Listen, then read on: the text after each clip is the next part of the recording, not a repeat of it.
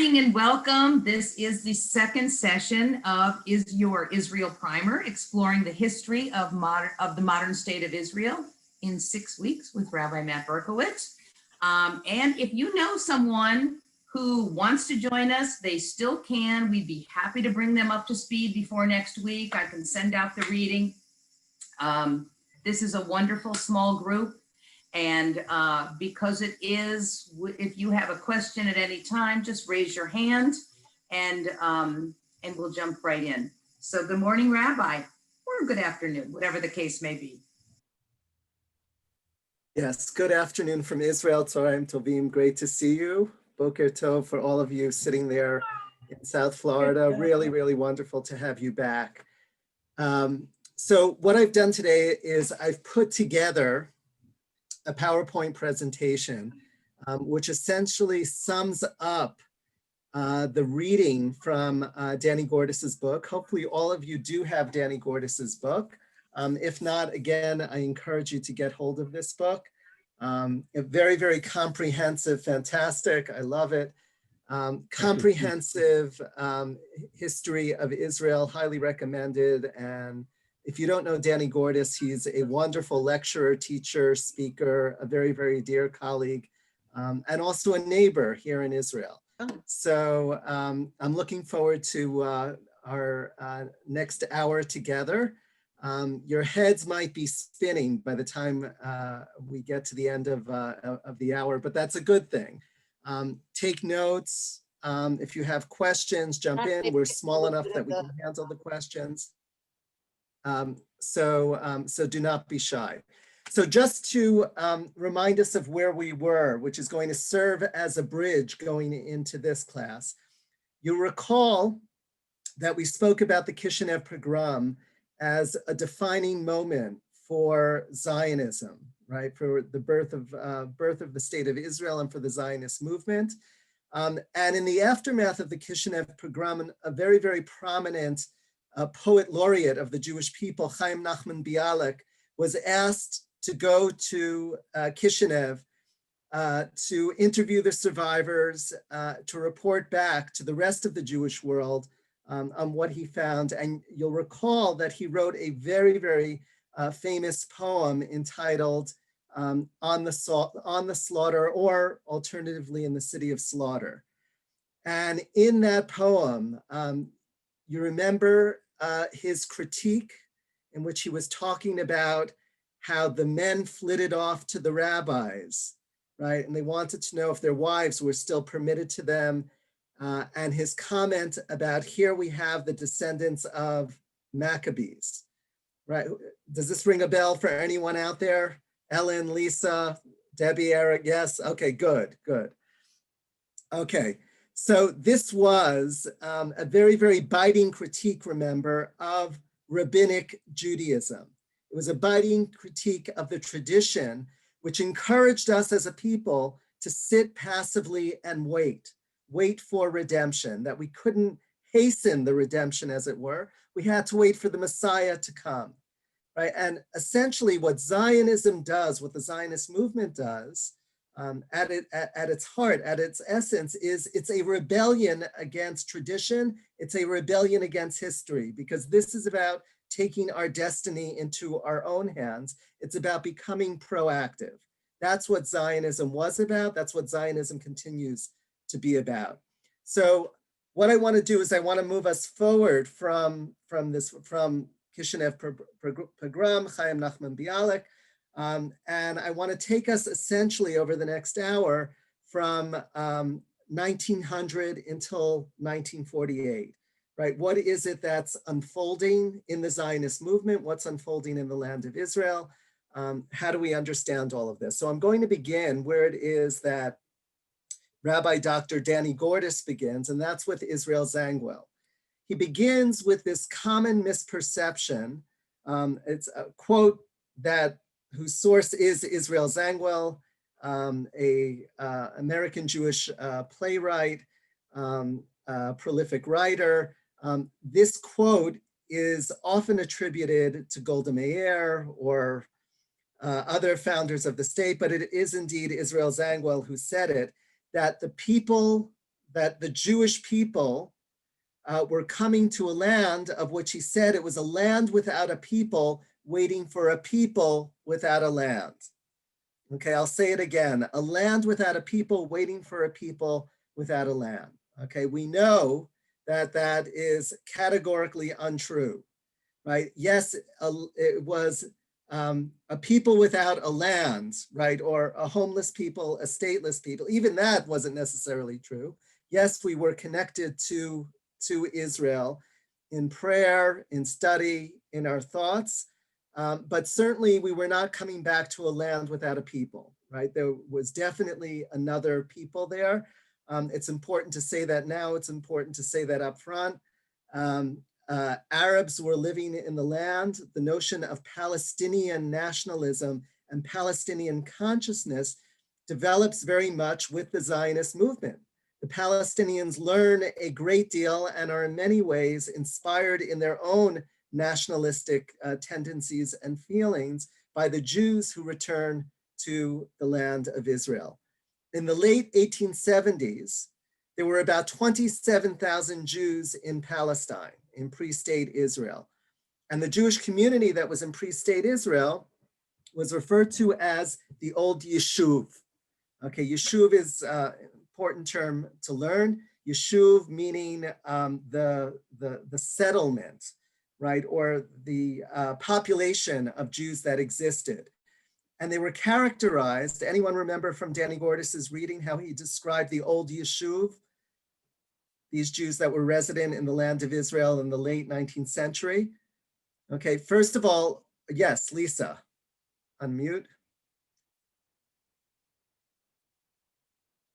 So I'm not sure if these are the people that you're talking about, because I didn't get my book until Sunday, so I was playing catch up and I just read like the first 10 chapters of the second section, but I was reading about there's two kinds of Jews, the tourist and the right, very good. Okay, that we're gonna get there in a moment. Okay, so that's not who you're talking about in this. No. We're gonna get there in a moment. But I'm impressed. You clearly did the reading, Lisa. Diaspora Jew and tourist Jew. That's what you're right. Okay, and we're gonna get there in about 2 minutes. Okay. What I'm thinking of is the old Yishuv. These are the Jews that were resident in the land of the 27,000 that we're talking about in the 1870s.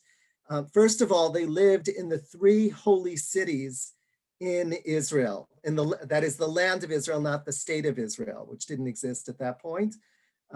Where did they live? They lived in Jerusalem, in Hebron, and in Sfat. Okay, those are the 3 holy cities of the land of Israel. That's where this population was dispersed.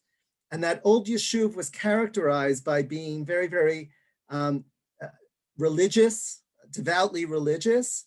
They were dependent on what was called the Chalukah, which was essentially tzedakah that was given by Jewish communities all over the world. Okay, it was a community that was living in poverty, these 27,000 Jews. Okay, they were not a self-sustaining community in the land of Israel, but were rather dependent on money coming in from outside of the country. So they were very, very dependent, very, very poor. Zionism brings a wave of other Jews, okay? And Lisa, you just mentioned it. This is the direction that I want to go in now, and I am going to pull up the presentation that I put together now. Just give me one moment. And here we are. Okay, you all see in front of you Israel a Primer, Session 2, Toward a State. Great. Okay, so the waves of immigration, the Jews that came into the land of Israel, okay, the 3 most important waves of immigration that we have are known as the aliyot. Okay, you're familiar with the term aliyah from the synagogue. You're given an aliyah when you go up to the bima. Also coming to Israel is aliyah. It's going up to the state of Israel, going up to the land of Israel. The first aliyah, by the way, that term is Talmudic, okay? The rabbis always spoke about going up to the land of Israel. The first Aliyah, 1882 to 1903, 20 to 30,000 Jews came. And what's so striking about this particular wave is 60 to 90% of of those immigrants that came to Israel actually ended up leaving because they had such a difficult time in the country. The second Aliyah is more permanent, and then we get to the third Aliyah, which is a very, very stable number. Second Aliyah was from 1904 to 1914, 40,000 mostly from Eastern Europe. Notice the date there, okay, 1904, immediately after the Kishinev pogrom. That's why it's such a defining moment for us. And the third Aliyah, 1919 to 1923. Many of our most famous Israeli leaders came in both the second and third Aliyot.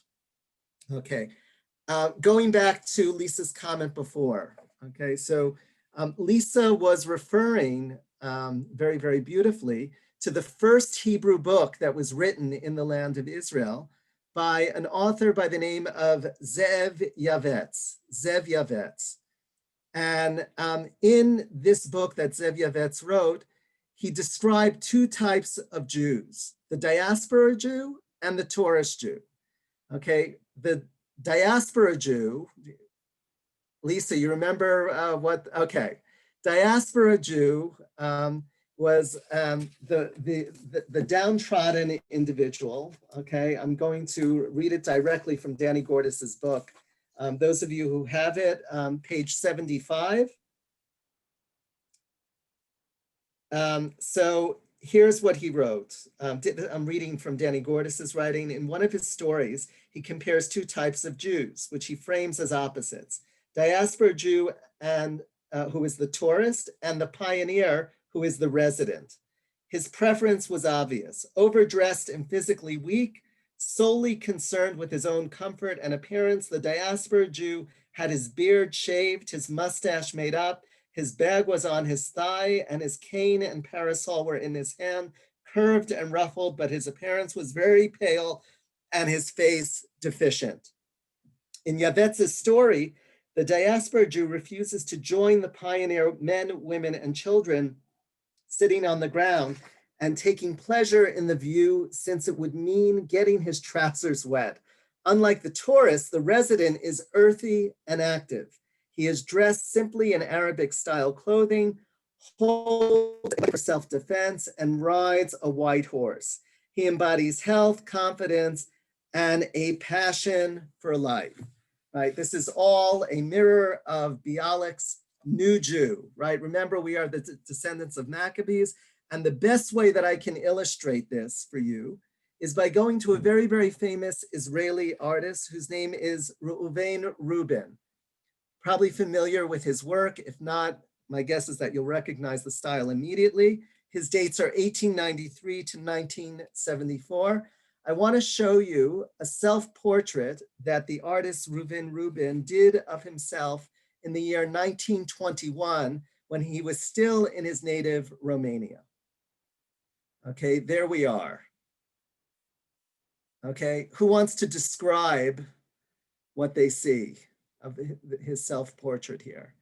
1921 self-portrait done in his native Romania. What do you see? Someone want to take themselves off mute?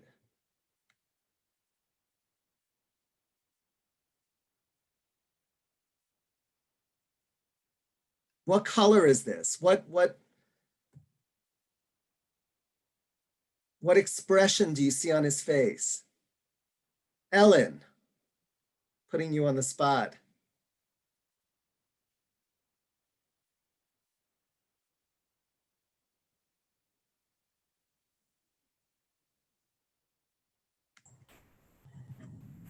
Well, he looks very forlorn. He, his eyebrows are raised. He doesn't, quite know, I think, what to do. His hands are opening. Very good. What's significant about the position of his hands that we see here? Well, to me, it looks like they're sort of beckoning to have some sort of purpose, to do something. Definitely have some sort of purpose.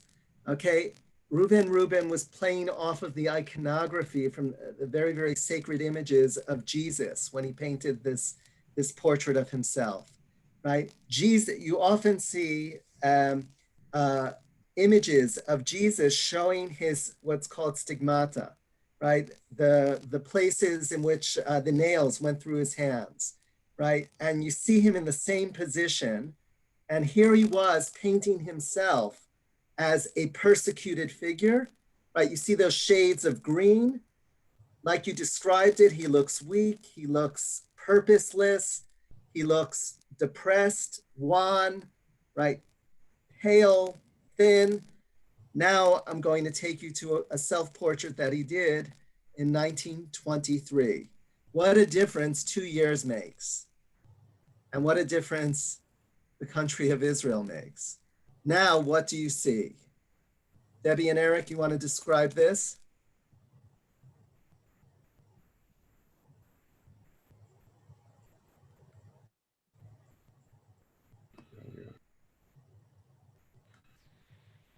He seems robust. His color is entirely healthy, tanned by the sun. He is productive in the sense of involved with growing a plant and fish, although he's still an artist with the paintbrushes in his hand, but he's in an entirely different sun-drenched land with some small houses and a boat and water, presumably the Mediterranean. Excellent, excellent. Thank you, Eric. That was perfect, right? We see a new beginning here. This is a new man. Look at his complexion, look at his coloring. He's holding the flower. It reminds us of the prayer for the state of Israel, Reshit Tzmichat Geulatenu, right? The first flowering of our redemption. He's holding the brushes in his hands. He looks strong, he looks determined, right? Clearly, this is somebody with a purpose, right? And you get that sense of him being a chalutz, him being a pioneer here. Okay, so I think this most vividly gives us a sense of what it is that Yavetz was talking about. The diaspora Jew, right, versus the resident Jew, right, the one who is resident in the land. And this became a very, very powerful image for the Zionist movement. What were we doing here? We were creating a new Jew. This was a rebellion against 2,000 years of Jewish history. So part of what it is that we see go on in the land of Israel in the late 19th century, early 20th century, is Baron Edmund Rothschild seeds a number of settlements in Israel in the 1880s. The settlements that he seeds in the land are Zichron Yaakov in the north, Rishon LeZion, which literally means the first to Zion, Petach Tikva, the opening of hope, right? All of the Maskeret Batya at the southern end, sort of the northern part of the Negev. It's all of those settlements that he seeds in the land of Israel. At that point, it was technically illegal, according to the Ottoman Empire, for Jews to buy land in this. Remember, we are under the rule of the Ottomans at that point from 1517 up until 1919. And not only that, but it's Rothschild who invests $6 million to establish these settlements. In today's money, it would have been equivalent to about $150 million that he invested to establish these agricultural settlements in the land of Israel. There were two enduring legacies that we have from the second Aliyah. Those are the Jews that come between 1904 and 1914. One is the creation or the recreation of the Hebrew language, turning Hebrew into a modern language, from biblical into modern Hebrew, right? And Eliezer ben Yehuda is the father of the modern Hebrew language. It's those who came during those 10 years, 1904 to 1914, that really root the language in the land. And the other legacy that we have of this period of Aliyah is the establishment of kibbutzim in the country.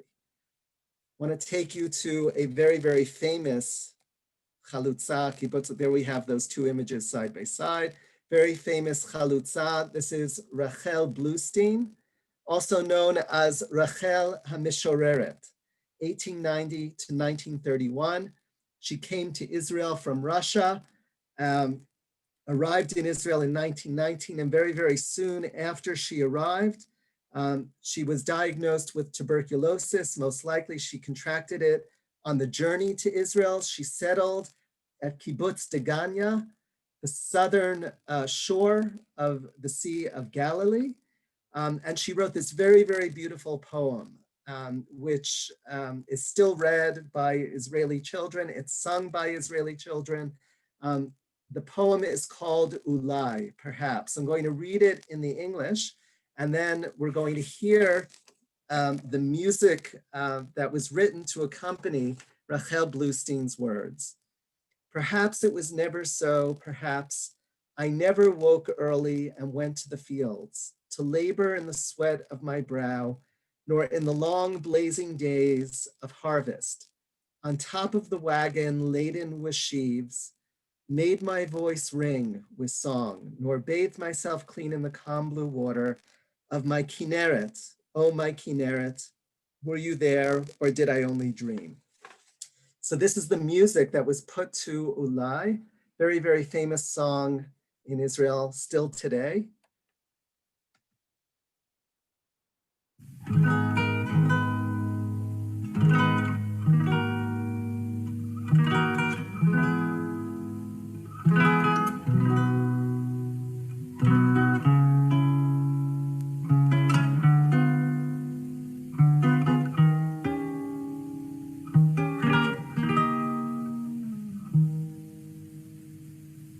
ואולי לא היו הדברים מעולם, ואולי מעולם לא ישקע מתים שחר לגן לעובדו בזיעת אפיים. מעולם בימים ארוכים ויוקדים של קציר, ממרומי עגלה עמוסת אלומות לא נתתי קולי בשיר. מעולם לא טהרתי בתכלת שוקתה ובטוב של כנרת שלי. אוי כנרת שלי, היית או חלמתי חלום. אוי כנרת שלי, אוי כנרת שלי, היית או חלמתי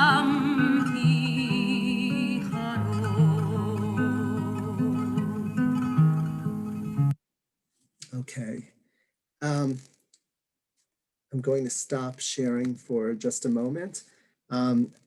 So jumping off of Rachel, what I wanted to say is that Danny Gordis talks very, very beautifully about the tension that existed in this generation between the individual and the collective. And when we think about these remarkable Jews that came to this barren, desolate land, got to remember this was the younger generation of Jews that were leaving Eastern Europe, that were leaving Russia and Ukraine and Poland. They were leaving one place of desolation to come to another place of desolation. Granted, they had civilization where they were leaving, but it was a place of desolation because they realized there was no Jewish future. They were living from one pogrom to the next pogrom, right? Constant persecution, this cognition that they were second-class citizens, right? And they were never going to be embraced for who they were. It was that younger generation that came to this other place of desolation, but a place of desolation that was offering them great hope. Remember, many of them settled on kibbutzim. It was pretty horrific in those days when you think about malaria, when you think about tuberculosis. Here we are living through a pandemic. Northern Israel was swampland in those days. And it was very brutal, very hostile territory environmentally, and obviously also the Arab population that was not particularly friendly, understatement of the century, to the Jews that were coming back into the land. Rachel ends up, sadly, after she's diagnosed with tuberculosis, she needs to leave Degania and ends up being a wanderer for the last few years of her life. Deeply tragic story. Danny Gordis highlights this as illustrating that great tension between the individual and the collective. It was very, very important to be part of this group that was leading the Jewish people to a new future. But at the same time, there was great individual cost to the decision that these chalutzim, that these pioneers made. Moving forward, I want to go to the establishment of the first Hebrew city in 1909, and that is, you guessed it, Tel Aviv. Right, some of the most expensive real estate in Israel. Oh, by the way, let me just go back here for a moment.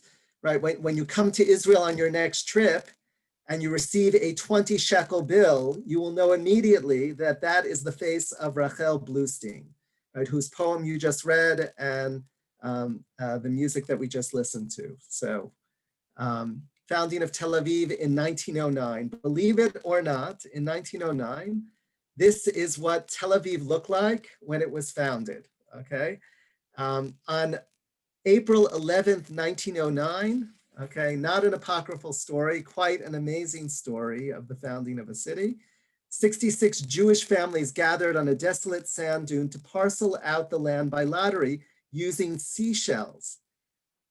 This gathering is considered the official date of the establishment of Tel Aviv. The lottery was organized by Akiva Aryeh Weiss, president of the Building Society.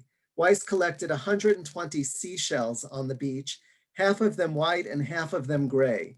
The members' names were written on the white shells and the plot numbers on the gray shells. A boy drew names from one box of shells and a girl drew plot numbers from the second box. A photographer, Abraham Soskin, documented the event. The first water well was later dug at this site that you're looking at, located on what is today Rothschild Boulevard across from Dizengoff House. Right, this is the most posh area of Tel Aviv today, right? Go try buying a home on Rothschild Boulevard today, right? If only all of us could have been there in 1909 and invested in those seashells then. Tel Aviv is founded as the first Hebrew city. It took its name from Theodor Herzl's work, Alt Neuland, Old New Land. When you think about the name of Tel Aviv, it very, very poetically and beautifully mixes the old and the new. Alt Neu, old new land.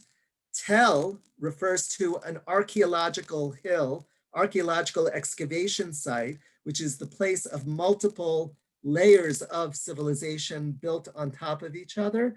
And Aviv meaning spring, right? Newness, a new beginning, new birth, right? Tel Aviv, a perfect name for what is going to be the first Hebrew-speaking city in the land, entirely Hebrew-speaking city in the land of Israel.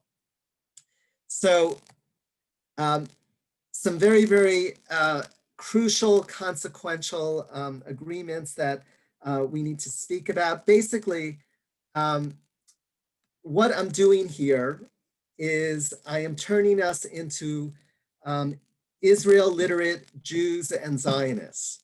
Okay, basically everything that I have presented so far, this is basic knowledge if you call yourself a Zionist. And yet, most people who call themselves a Zionist, right, do not know the information that I am presenting to you. These are the ABCs of the modern state of Israel, right? And this is what Israeli children are raised up on, right? This knowledge that I'm sharing with you is knowledge that they have at their fingertips. So one of the most important agreements in pre-state Israel is known as the Sykes-Picot Agreement. Sykes-Picot Agreement is the coming together of European powers, right, just before the Ottoman Empire disintegrates. Right? They see that with World War I, the Ottoman Empire is in the throes of collapse. Right? This 500-year-old empire is about to meet its end at the finish line. And essentially what Great Britain and France do is they decide to come together around the table, Sir Mark Sykes and Francois Georges Picot, and they carve up the Middle East into sectors. Okay, this was in 1916. And notice how it is that they carved up the Middle East, right? The large swaths of blue went to the French, that is Syria, Lebanon, right? Even part of Turkey that we see here, right? And the reds went to Great Britain. Okay, so we're talking about Kuwait, Iraq, what's known as the Fertile Crescent, in addition to the ports of Haifa, and then Atlit and Caesarea, okay, which all went to the British. The purple that you see there was declared an international zone. Now, when the British and French sat down to carve up the Middle East, I can assure you they did not consult with Arabs or Jews in doing this, and they succeeded in sparking the anger of both of those populations. Right, Arabs who looked at this and said, right, this is the continuation of the colonial regime, colonial powers, right, dividing us up, right, and creating these artificial territories and states. And then, of course, the Jews who were deeply concerned that with the collapse of the Ottomans, it would be even worse dealing with the French and the British. Okay, I want to pause here for a moment before moving on to take any comments, questions that you have.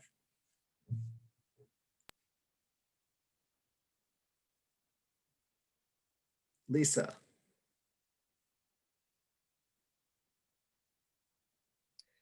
So I still don't understand what possessed the English and the French to take this on. Well, that is not what I'm not certain of how that happened. And then to really tell the Italians get this, and you know, I don't understand that. Right, so much of this, Lisa, like a whole lot in our world, boils down to economics, right? So we're talking about a very, very critical landmass, right? This is essentially the bridge between Europe and Asia, the Middle East, and especially the land of Israel. When we look at the strategic placement of the land of Israel, and part of what's fascinating too is when you look at European maps of the world, right, prior to Columbus, what's at the center of the world? At the center of the world is Jerusalem, right, is Israel, right, and everything else emanates out of that. There's this sort of three-leaf map in which you have Jerusalem as the center, Israel as the center, right? And other parts of the world coming out from Europe, Asia, and then Africa coming out from that center. So the most important reason is they had economic interests, right? These are where the trade routes ran through. And also critically oil. That was a primary interest of these countries as well. Thank you. Sure. Other comments or questions before we get to our next Eric? milestone? Eric. Yeah, on the matter of economics, you can see the parts that England took. They were converting their fleet from coal to oil. So that's why they were particularly interested in that area. But the real comment I wanted to make was in your presentation, you're ignoring the vast migration of Jews to the New World.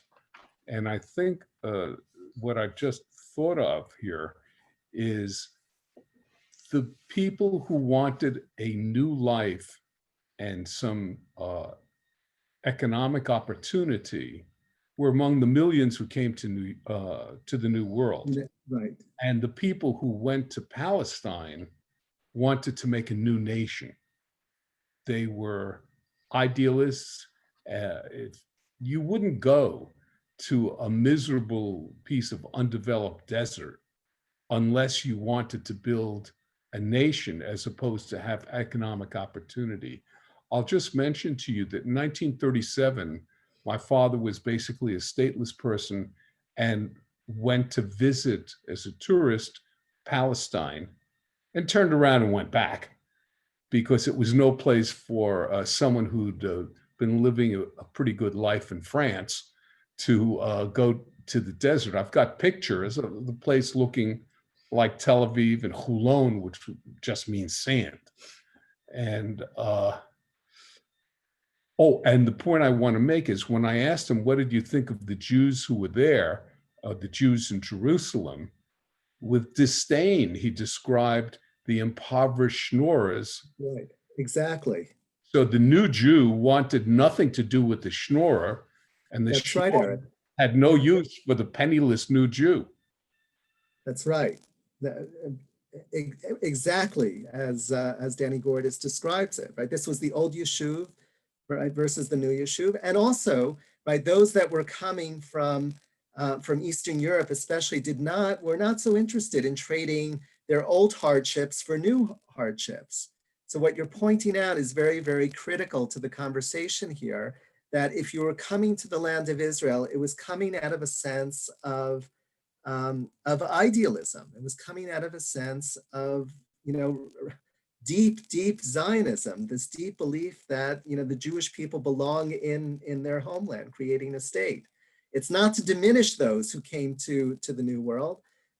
Your point is well taken. I'm obviously focusing on those that came to Israel because, right, this is the focus of our study. But families were split up, right? And one brother ended up going to the New World, to the United States or Canada, and the other would come to Israel. And the ones in Israel would always talk about, the smart one that went, to North America and didn't have to deal with the mishigas of founding a state. So yes, great point. Lisa. So in these discussions, I believe that what the little that I know about Israel and the people, there are two factions of Jewish people, which would be, I don't know if your father would consider the academics, the people who only study and don't participate in any of the other rules of, community. If they would be the schnorrers, and then the people who are hard at work, being the inventors and the scientists and the doctors and all of that, being the academics, being the workers, basically. At this point, they're the workers. There's less land to have to, develop and all of that. So I'm wondering, it still exists today, that imbalance of two different people living in Israel. Right. Look, the lines are drawn in different ways in Israel today. It's not as much, then it was the sense of, an old generation of, deeply religious Jews who were dependent on the goodwill of Jews all over the Right. world, Mhm. right? Like Eric, the Schnurrs, right? Versus the new Jews that saw themselves as the strong ones that were coming to work the land. Right. The population that was there was not working the land. Mhm. The real Zionist dream was about reconnecting ourselves to the land and being a part of the land. And, it was part of all of this, mythology, as it were, Right. of, returning to the source of life. That meant muscles, that meant, hose and weapons and, something that was completely foreign to, to the Jewish people living in exile. Today, I would say the lines are drawn in different ways. You have similar tensions in Israel today because of a Haredi population, ultra-Orthodox population that doesn't recognize the existence of the state of Israel Yet when it comes to welfare, when it comes to budgets, when it comes to their yeshivas, they do recognize the, the money that they're getting versus, 80% of the population that is, sending their kids to the army and paying taxes and supporting, this part of the population that refuse. So those same tensions do exist in Israel today. But if I may, there's another factor among the Jews who were motivated to become pioneers: socialism. The idea that you're not only connecting to the land, but making a nation of people and collectivity. They were very much a socialist or communist. I know I was taught, because my parents were young adults when the communists took over Russia, that the right way to think about things is those who do not work shall not eat. And the Right. ultra-religious were not working. Right. Yes, and as you're talking, Eric, it's wonderfully shocking to me that ultimately Israel, right, did not become a socialist or a communist country. Ultimately, it still became a democracy, even with that commitment to a socialist sense, if we can call it that, egalitarian vision of what the country would be.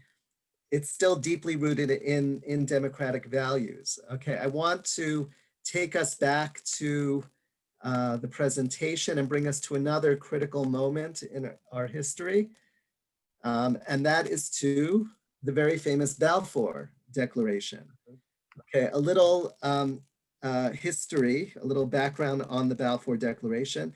At that point, David Lloyd George was Prime Minister of Great Britain, and Lord Arthur Balfour, Arthur James Balfour, whose dates you see here, 1848 to 1930, he was the Foreign Secretary of Great Britain. So he authors this letter to Walter Rothschild, and he says the following in this letter to Rothschild.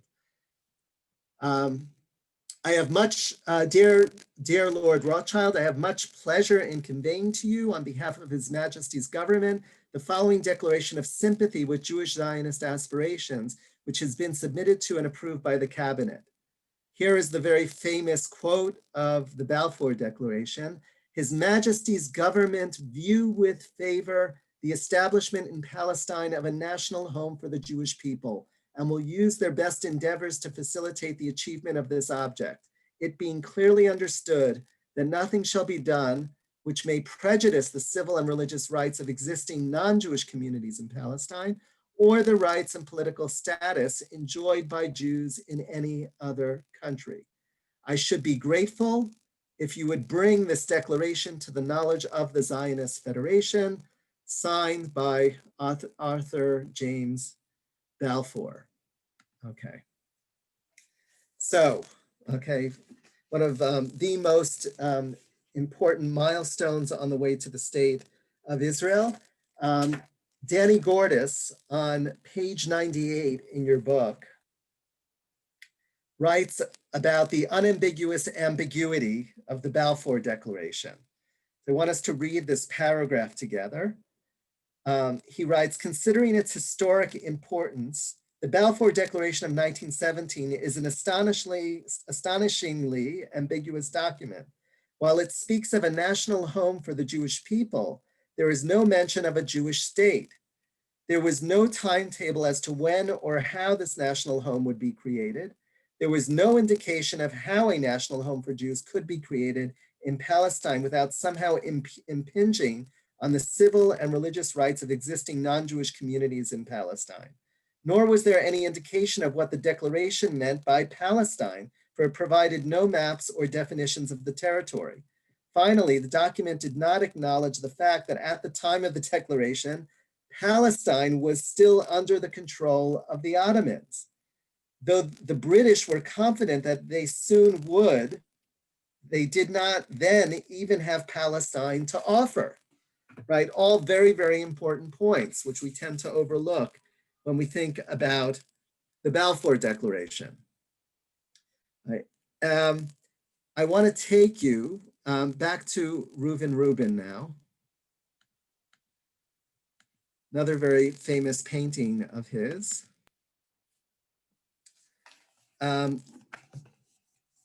This Reuben piece, here we are.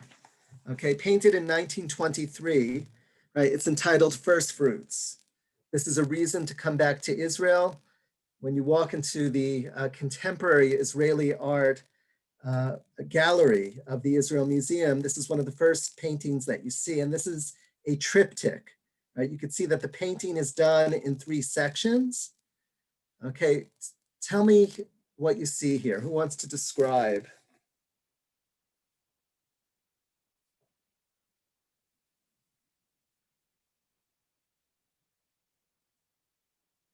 Lisa?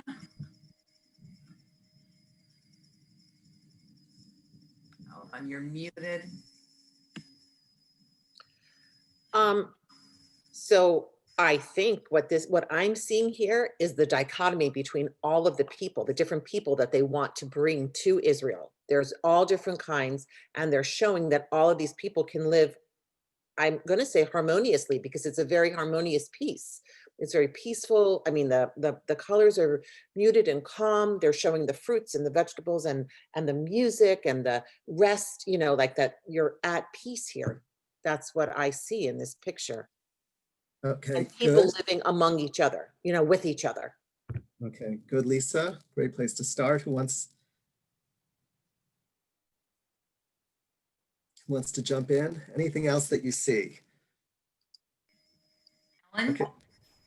I saw at least in the first part of the triptych, it looks like a shepherd with his sheep and perhaps bringing them into the land. And then you see the people kind of either developing the land, or I don't know if you would say that part of the middle triptych is almost like the Christian Holy Family with. Okay, good. Okay, excellent, Ellen. I'm really happy you said that. Okay, it's definitely reminiscent of Christian iconography. Again, you know, we were showing how Reuben painted himself in the posture of Jesus, how he was holding his hands out. Also here, the reason he did this as a triptych is because this is how you created sacred art. And this was sacred art of the Zionist movement. I'm glad you drew our attention to the periphery, right? Where we see peasants, specifically, we see Arabs on either side of the triptych. And then what do we have at the center of the story? Okay, we have this beautiful looking Yemenite couple on the left side holding their son up, right? Remember, the title of this painting is First Fruits. They're offering their son as first fruits, which Torah tells us it's the first fruits that are dedicated to God, that are given to the temple. It's as if they're holding up their son as an offering.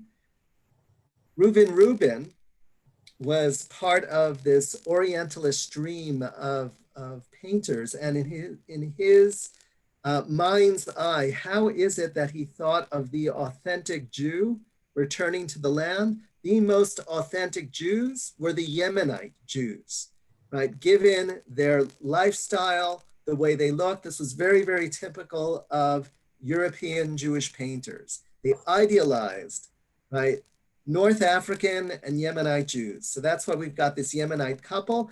And then to the right of, or it's actually to the left of the couple, but to our right, okay, we have this Adonis of the new Jew holding a watermelon on one shoulder. You see how strappy and muscular he is, right? Shirley looks a bit like Ricky, no? Okay, and then in his left, and then in his left, tell Ricky I said that. And then in his left hand, he's got the upside down bananas that he's holding. And then his wife who's kneeling, right, her breasts exposed, right, mother of earth here, holding Jaffa orange. Remember, this was painted in Yafo, on either side, you have the stereotypical portrayal of the lazy Arabs. Okay, that's exactly what this is. Achad Ha'am, one of our great Zionist thinkers who we read last time, wrote, quote, "We are used to thinking of the Arabs as primitive men of the desert, as a donkey-like nation that neither sees nor understands what is going on around it. But that is a great error," right? So said Achad Ha'am, right on the mark, of course. But essentially what you see here is the Zionist story at the center, and the Arab population that was in the land is sort of peripheral to the Zionist story, right? They're literally and figuratively on the sidelines, as we see here. Okay, moving along. So obviously, the situation of the Jews in Europe gets worse and worse with the rise of Hitler, Nazi Germany, right? Part of the Jewish story that we're all familiar with. We have what is known as the Transfer Agreement, which comes about in the 1930s. This is an agreement that was negotiated by Arlozorov, who was one of the great Zionist leaders. The story of his assassination in Tel Aviv, Danny Gordis tells. I just want to read to you a piece of this. Arlozorov's mission in Germany was to advance a plan called the Ha'avara, the transfer agreement that would allow German Jews to leave Germany without having to forfeit all their assets. Jews emigrating from Germany would deposit their money in a fund that was made available to Palestinian banks. Those banks would then purchase German goods that were shipped to Palestine. In Palestine, merchants would purchase the goods, and the money from the purchase would then be returned to the Jews who had emigrated from Germany. The person that you're looking at on your screen, I wanted to connect this all to JTS, is Zalman Shokin of blessed memory. Zalman Shokin was a department store owner in Germany. And with the rise of the Nazis, he took advantage of this transfer agreement. He came to Israel, okay, with his extraordinary collection of rare Hebrew books and manuscripts. And he built the building that you see to the right of you, which is JTS's campus in Jerusalem today. That is the Shokin Library, the Shokin Institute. And the reason I'm showing this to you is because that institute exists today because of this transfer agreement. He got his wealth out of Germany, right, through this agreement. And when you walk into the building, everything you see in the building is from Germany, right? It was essentially built with everything that he could get out of Germany using the benefits accrued from this agreement. That is how Israel ended up with many German Jews coming. Obviously not enough German Jews. An Arab revolt ensued from 1936 to 1939. Obviously the local Arab population was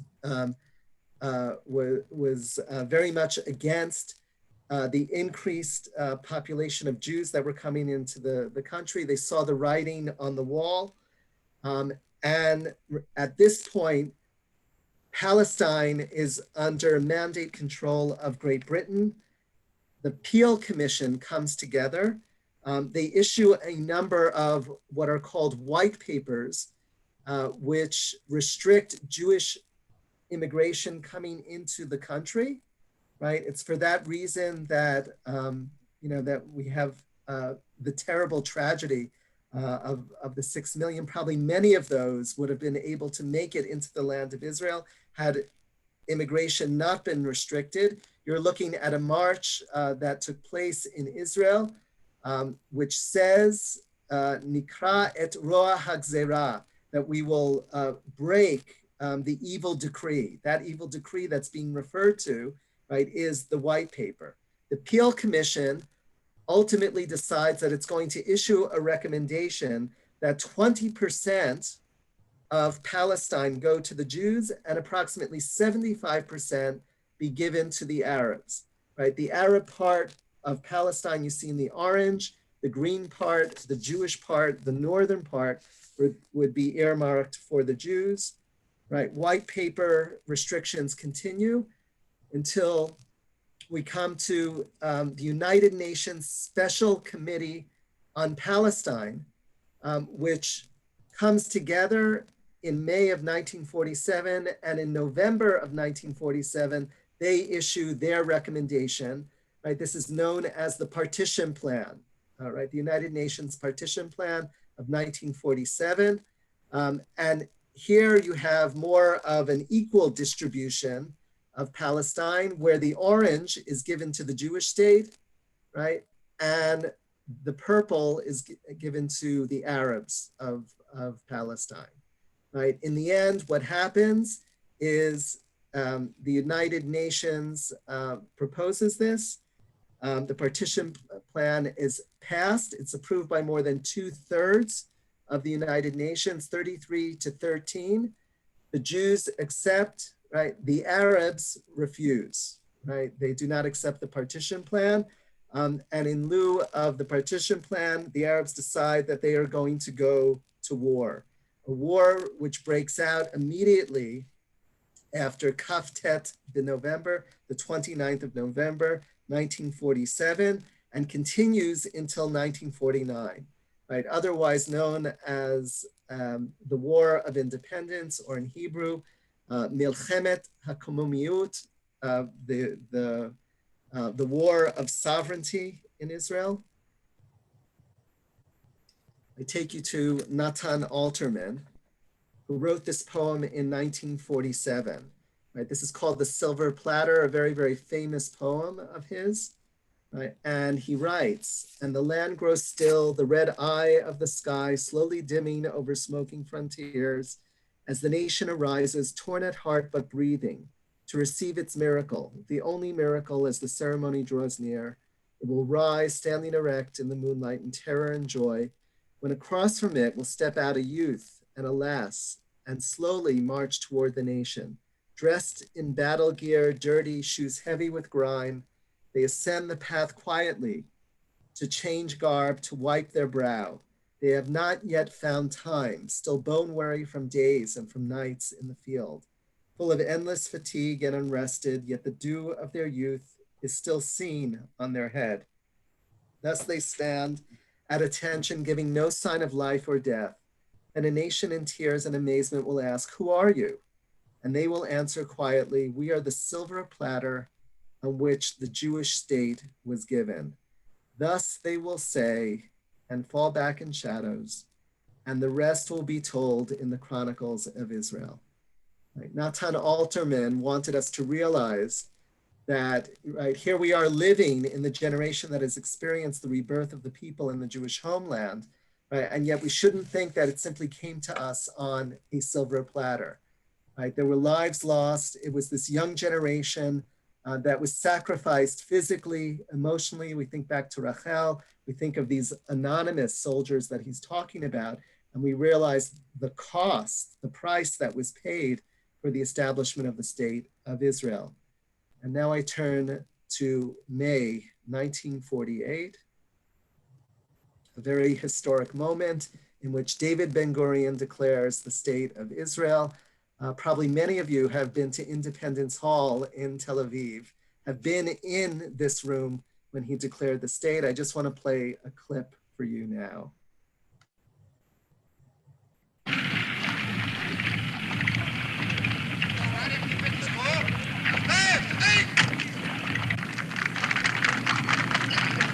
זוהי זכותו הטבעית של העם היהודי להיות ככל עם ועם עומד ברשות עצמו במדינתו הריבונית, אשר תפתח לרווחה את שערי המולדת לכל יהודי ותעניק לעם היהודי מעמד של אומה שוות זכויות בתוך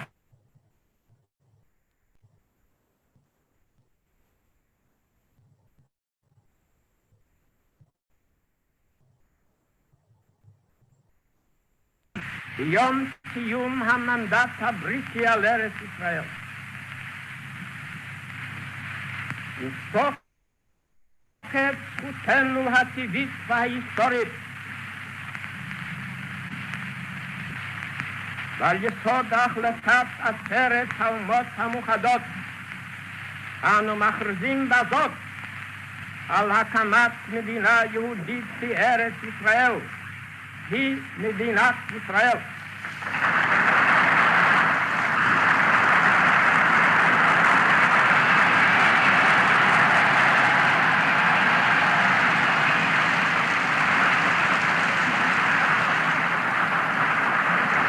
מתוך ביטחון בצור ישראל, הננו חותמים בחתימת ידינו לעדות על הכרזה זו. היום הזה, אייר תש"ח, 14 במאי 1948. Right, I get goosebumps when I hear that very, very famous line coming out of David Ben-Gurion's mouth, Anu machrizim bezot al hakamat medinat Yisrael. Right, we proclaim, right, with great pride of the establishment of the state of Israel. Right, and he makes a point of saying that with the end of the British mandate, right, May 14th represents the day that the British mandate came to an end. And immediately when the British mandate of Palestine came to an end, David Ben-Gurion makes the very, very courageous decision to immediately proclaim the state of Israel. He does this on a Friday afternoon, okay? Very strategic timing, just before Shabbat, right? And there was this mad rush, right, to get everyone's signatures down just before Shabbat.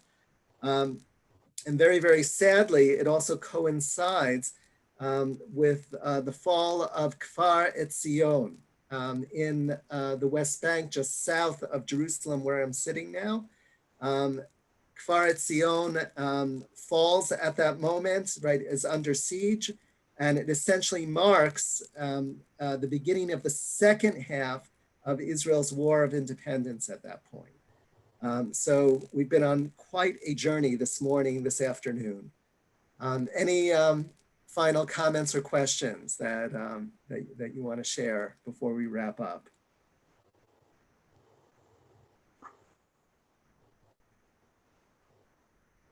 As you all become Verbrennte Zionists and Israel experts, you're great students, continue with your reading.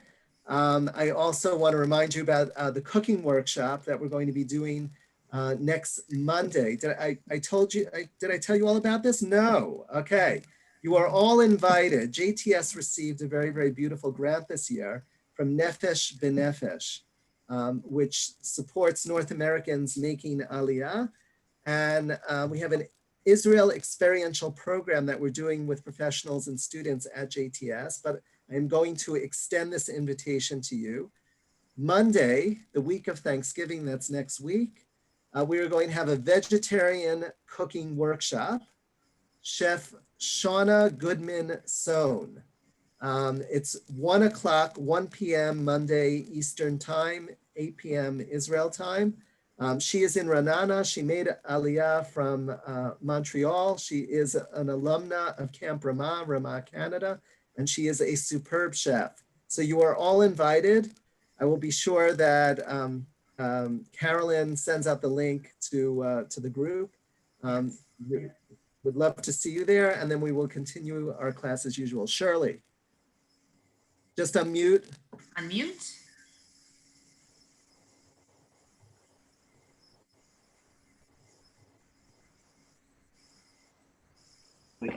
So is the class, are we gonna cook ourselves also, or we're just gonna watch her cook? You're gonna watch her cook. Okay. And then hopefully it will be, as we call Lema'aseh Tachlis, that you'll be able to do some of this for Thanksgiving Day. I think the one that's most excited is Carolyn, the vegan amongst us.